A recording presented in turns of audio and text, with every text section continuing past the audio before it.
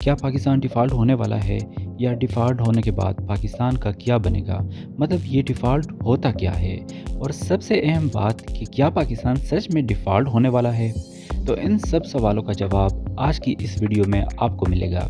आप सबका the geographic की आज की वीडियो में एक बार फिर से खुशामदीद। जी तो नाज़रीन, किसी भी मुल्क को चलाने के लिए बहुत सारा पैसा चाहिए होता है, जो आता है उस मुल्क की एक्सपोर्ट्स यानी बरमदात से। यानी कोई भी मुल्क बहुत सारा सामान बना के बाहर के मुल्कों को बेचकर पैसा या डॉलर्स कमाता है। दूसरा तरीका ये है कि किसी भी मुल्क के बहुत सारे लोग दूसरे ममालिक में जाकर वहाँ से पैसे कमा कर रेमिटेंस के ज़रिए अपने मुल्क बेचते हैं, जो कि डॉलर्स की शक्ल में आते हैं। तीसरा तरीका ये होता है कि कोई भी मुल्क डॉलर्स उधार लेता है और यही कर्ज वापस करने का या उसकी किस्त या उसके ऊपर इंटरेस्ट यानी सूद वापस करने का वक्त जब आता है, और अगर वो पैसे वापस करने के लिए ना हो तो फिर वो मुल्क अपने आप को डिफ़ॉल्ट क्लियर कर लेता है। अब दूसरा सवाल ये है कि अगर डिफ़ॉल्ट कर गए तो फिर क्या होगा?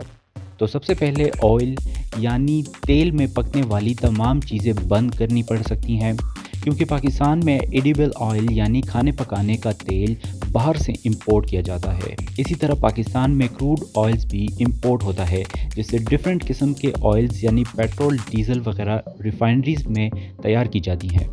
इससे ट्रांसपोर्टेशन का सारा सिस्टम रुक जाएगा, जबकि इसी ऑयल से पावर हाउसेस यानी बिजली घर जो बिजली बनाते हैं वो भी बंद हो जाएंगे। यहाँ तक कि गाड़ी के इंजन्स, मुख्तलिफ़ कारखानों की मशीनरी जैसा कि टेक्सटाइल मिल्स वगैरह, वो भी सब की सब बंद करनी पड़ेंगी। इन तमाम बातों के अलावा अब सबसे ज़रूरी बात कि डिफ़ॉल्ट करते ही बाहर के मुल्क अपना सामान पाकिस्तान को देने से यानी इंपोर्ट करवाने से रोक लेगा, क्योंकि कोई भी मुल्क लेटर ऑफ क्रेडिट यानी एलसी इशू नहीं करके देगा।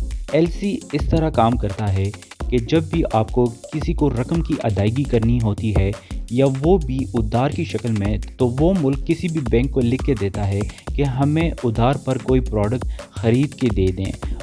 वो बैंक उस कंपनी को गारंटी देता है कि ये मुल्क वाकई इस रकम की वापसी करने की सकत रखता है, लेकिन डिफ़ॉल्ट होने के साथ ही ये एलसी यानी लेटर ऑफ क्रेडिट नहीं मिलता, और इस केस में हज़ारों लाखों जॉब्स ख़त्म हो जाएंगी। अगर पाकिस्तान एक एग्रीकल्चरल मुल्क है भी, तब भी वो किसी दूसरे मुल्क को एग्री प्रोडक्ट्स एक्सपोर्ट नहीं कर पाएगा, क्योंकि ट्रांसपोर्टेशन के लिए पैसे ही नहीं होंगे। अब सवाल ये पैदा होता है कि यहाँ तक पाकिस्तान पहुँचा कैसे? इसकी माशी सूरत हाल कभी मुस्तहकम ही नहीं हुई। इस सूरत हाल की कुछ एक्सटर्नल वजूहात के साथ साथ इंटरनल वजूहात भी बहुत ज़्यादा हैं। इसके सबसे बड़ी वजह पाकिस्तान की आमदन और खर्च भी है, क्योंकि मिसाल के तौर पर अगर आपकी आमदन $100 है तो उसके बरक्स खर्चा $220 है। यानी तो अगर हर साल पाकिस्तान $100 कमाता है और $220 खर्च करता है, तो मतलब ये हुआ कि पाकिस्तान $120 के खसारे में है। अब ये खसारा कैसे कंट्रोल होगा? तो ना तो पाकिस्तान के पास मैन्युफैक्चरिंग सेक्टर इतना स्ट्रॉन्ग है कि अपनी सर्विसेज देकर बाहर से पैसा ला सके, और ना ही बाहर के दीगर मुल्कों में इतने लोग हैं जो हर साल इतना पैसा बेचते जाएं ताकि पाकिस्तान का खसारा कम हो।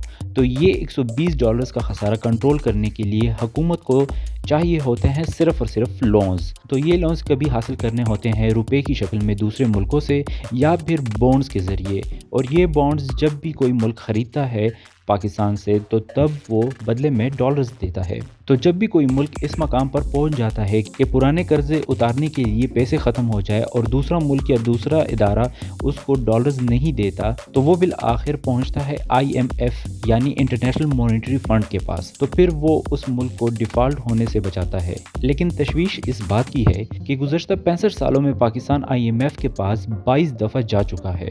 अब अगर पाकिस्तान डिफ़ॉल्ट कर जाता है तो फिर क्या होगा? लेकिन यहाँ ये जानना भी ज़रूरी है कि पाकिस्तान दुनिया का पहला वाहिद मुल्क नहीं होगा, बल्कि इससे पहले भी दुनिया की तकरीबन 100 ममालिक पहले भी डिफ़ॉल्ट कर चुके हैं, और तब IMF या बाकी ममालिक बीच में पड़ते हैं और ह्यूमैनिटेरियन एड के नाम पर, और फिर उनके सामने कुछ डिमांड्स रखी जाती हैं और खाने पीने की एसेंशियल आइटम्स दी जाती हैं, और ये एग्रीमेंट भी साथ में किया जाता है कि वो अपनी तमाम पॉलिसीज़ को रिफॉर्म करेंगे, और अगर उधार मिलेगा तो उसके बदले उनको ज़्यादा इंटरेस्ट भी देना पड़ेगा या सूद ज़्यादा देना होगा, तभी मज़ीद कर्जा मिलेगा। और अगर इन्हीं असूलों पर हुकूमत चलती है तो बिलाखिर स्पेन की तरह रिकवर भी किया जा सकता है।